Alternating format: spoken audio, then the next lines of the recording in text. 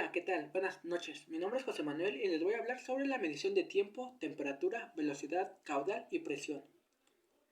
Primero que nada, vamos a saber sobre la medición de tiempo. El tiempo es una magnitud física en la que nosotros medimos para saber la duración o separación de acontecimientos.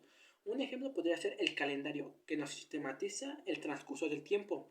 Otro ejemplo sería el reloj de arena o reloj convencional, que es un instrumento mecánico. Medición de temperatura e instrumentos de medición de temperatura.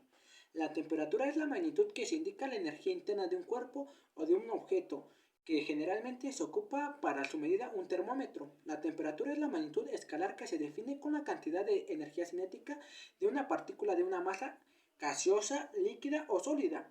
Cuando la mayoría de la velocidad de las partículas es mayor, la temperatura eleva y viceversa. En los instrumentos de medición de temperatura hay varios, como por ejemplo los termómetros de columna, termómetros a presión de gases y pirómetros de radiación.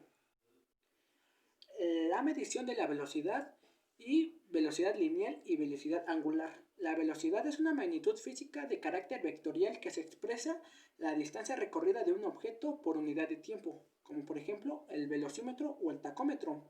La velocidad lineal. La velocidad lineal es la rapidez que se mueve de un punto a lo largo de una trayectoria circular, y la velocidad angular es la medida de la velocidad de rotación, que se define como un ángulo girando sobre la unidad de tiempo y se define mediante la letra griega, que es W. Medición de caudal. La medición de caudal es un dispositivo que está instalado en tuberías que permite conocer el flujo volumétrico o caudal que está circulando por la misma. Este parámetro son unos procesos muy importantes que se involucran en transporte de fluidos. Y existen varios. Los contadores de estrangulamiento. Los contadores de estrangulamiento son unos dispositivos que se encargan en medir la velocidad y caudal de fluidos. Y existen dos tipos, como por ejemplo el estrangulamiento diferencial, que incluye tubos como el Venturi o el tubo Pitot, y los medidores de flujo sección variable o estrangulamiento variable, que consisten en un tubo cónico asociado a un flotador macizo. Este último mide la velocidad del fluido que ocurre entre el flotador y la pared de la tubería.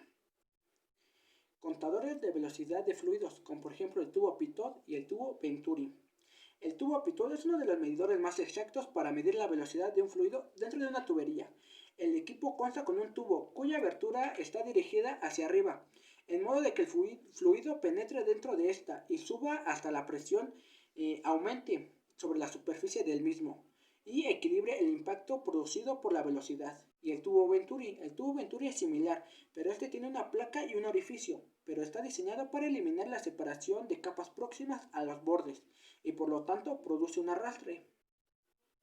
Medición de presión diferencial.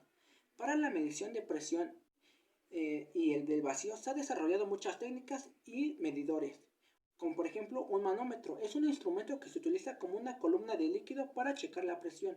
En la vida cotidiana hemos tenido la checación para medir, como por ejemplo los neumáticos de unos automóviles. La presión diferencial. La presión diferencial no solo se refiere a circuitos, puede utilizarse en niveles de saturación de un filtro de agua, aire comprimido o partículas de un circuito de refrigeración. Para medir la presión diferencial se ocupan equipos que hacen una lectura entre puntos de elementos a medir. Pueden ser mecánicos, como por ejemplo los manómetros.